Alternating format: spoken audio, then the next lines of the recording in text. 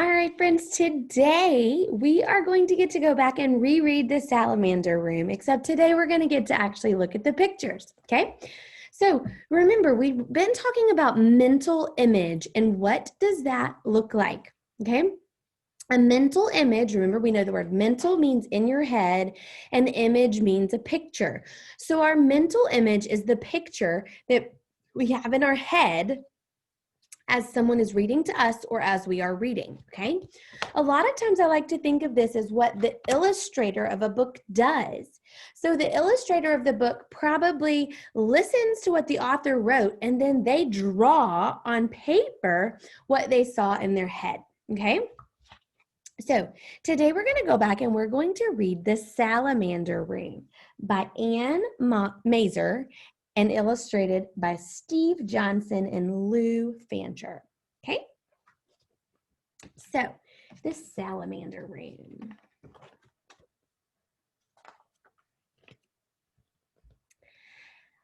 Brian found a salamander in the woods.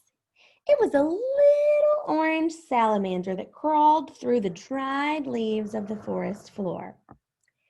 The salamander was warm and cozy in the boy's hand. "Come live with me," Brian said. He took the salamander home. All right, so let's look at Brian. He's in the woods. He's found him a salamander, right? You see the salamander under the leaf? And he says, "Come live with me." All right, I'm going to read this page and then I'm going to show it to you to see if your mental image is what you think it was. "Where will he sleep?" his mother asked. "I will make him a salamander bed to sleep in. I will cover him with leaves that are fresh and green and bring moss that looks like little stars to be a pillow for his head. I will bring crickets to sing to him to sleep and bullfrogs to tell him good night stories." All right, let's look. Do you see? Look down here. Brian has made him a salamander bed in his drawer of his Chester. And when he wakes up, where will he play? I will carpet my room with shiny wet leaves and water them so he can slide around and play. I will bring tree stumps into my room so he can climb up the bark and sun himself on top. And I will bring big boulders that he can creep over. Remember, that's that vocabulary word, boulders, okay? So he's got tree stumps over here. He's got some boulders right down here. Those are those large round rocks, right? And remember, he used the adjectives wet and shiny leaves. So that helped me picture that they weren't dry brown leaves. They were green and they were wet and they were slick, right?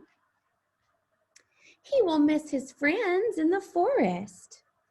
I will bring salamander friends to play with him.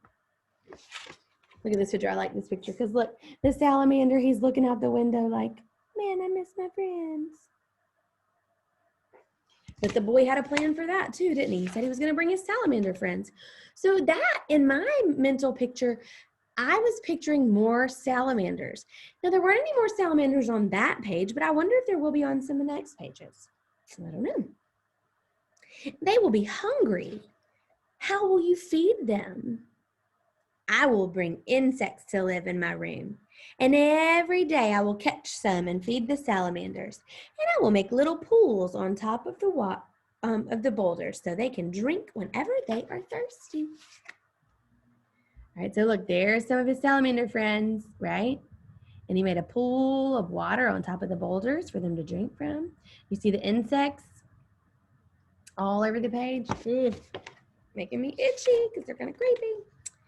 The insects will multiply, and soon there will be bugs and insects everywhere. So remember, multiply, that's that vocabulary word that means to just keep getting bigger. So like one insect will turn into 2, and then 2 will turn into 4, and 4 will turn into 8, and 8 will turn into 16, and 16 will turn into 32, and then soon all we know is that there will be insects everywhere, right? So mom is like, "No way, there are going to be insects all over the place."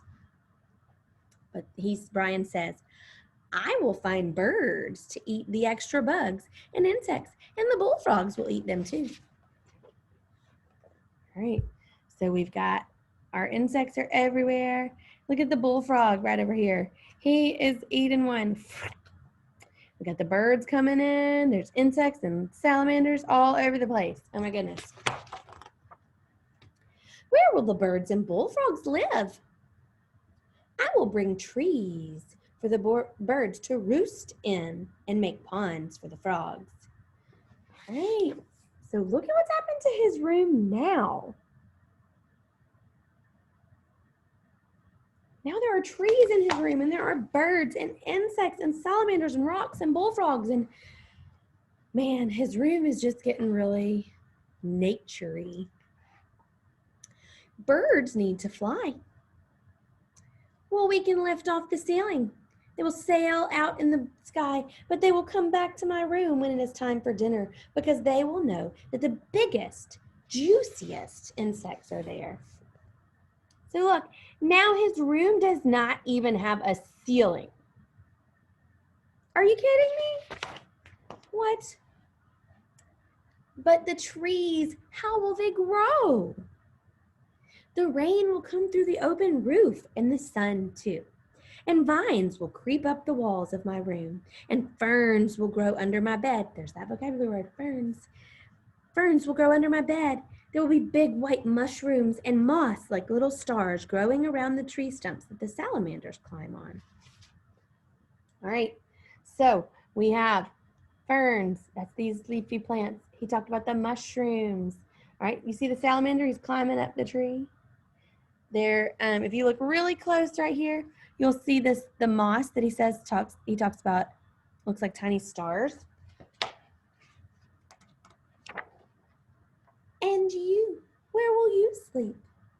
I will sleep on a bed under the stars with the moon shining through the green leaves of the trees.